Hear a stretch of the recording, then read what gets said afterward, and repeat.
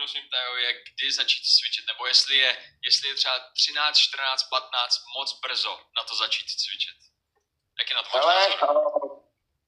Jaký na to mám názor? Takhle, v první řadě bych chtěl vyvrátit takový ten mýtus, kdy si lidi říkají, když začneš moc brzo, že nevyrosteš, je to píč. Jo?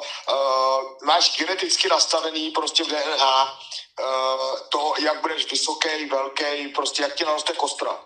Jo? Já si myslím, že ve 14-15 začít cvičit je úplně v pohodě prostě. Jo?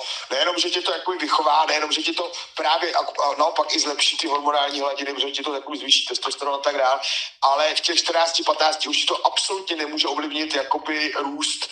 Jo? Samozřejmě ale když máš ještě nedohotový jakoby růst jakoby páteře, hned je prostě strašlivý váhy na vrtoly a podobně, na dřepy a podobně, jo? Ale cvičit ve 14-15 je úplně v pohodě. Úplně v pohodě ze všech prostě možných